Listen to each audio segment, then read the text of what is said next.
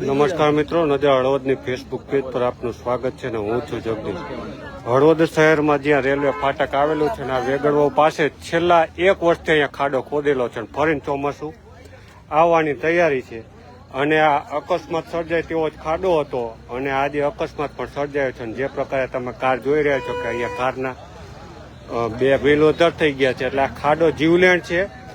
અહીંના જે અધિકારીઓ છે તેને ખબર નથી, કારણ કે અહીંયા જે પાણી કાઢવા માટે જે નાલું હતું એ નાલા ઉપર અહીંયા રોડ બનાવી નાખ્યો ને એને લઈને આ ખાડો અહીંયા ઘણા સમયથી હતો અને ખાડા છે અને ત્યાં બેરિકેડ કરવામાં નથી આવ્યું અથવા પૂરવામાં નથી આવ્યું, તેને લઈને આ અકસ્માત સર્જાયો છે. જોકે સદનસીબે કોઈ જાનહાની સર્જાઈ નથી અને તેને લઈને અત્યારે તમે ટ્રાફિક જામ પણ જુઓ છો કે આ હળવદ શહેર છે ને હળવદ શહેરના રેલવે ફાટક પાસે જ આ જે આ કાર છે તમે જોયું હશે કે અહીંથી જે નીકળતા હોય અવારનવાર લોકો એમને ખબર હોય કે આ નાલું છે ને આ નાલામાં અકસ્માત સર્જાયું હતું. કાર નંબર પણ જોઈ લઈએ કે કાર નંબર શું છે.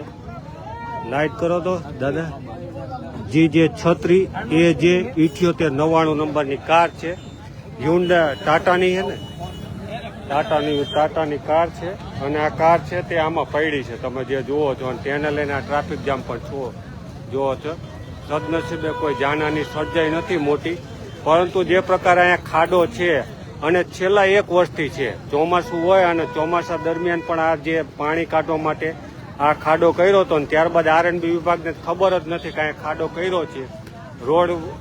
રોડ અને માર્ગ અને મકાન વિભાગ વાળા અહીંયા કોઈ દી આવ્યા જ નથી, ખબર કાઢવા જ નથી આવ્યા કે અહીંયા ખાડો છે ને આ ખાડામાં અકસ્માત સર્જાય તેમ 10 ફૂટ દૂર આ કાર છે તે આ ખાડામાં પડી છે અને અહીંયા છેલ્લા મેં અગાઉ કહ્યું તેમ 1 વર્ષથી અહીંયા ખાડો છે. અને ટ્રાફિકની વાત કરીએ તો અહીંયા ટ્રાફિક કેટલું થાય, અહીંયાથી જે 20 ગામના અવારનવાર પસાર થતા હોય તેમને ખબર હોય કે કઈ રીતનું ટ્રાફિક થાય છે. કાર નંબર છે GJ36AJ7899 ટાટાની કાર છે અને જે જોયું છે અહીંયા છે તે બેરિકેડ નથી, પારે નથી અને પાણીનો નિકાલ કરવા માટે આ ખાડ કરી છે અને સમારકામ કંઈ કર્યું નથી. નેક્સોન ગાડી છે, ટાટાની નેક્સોન.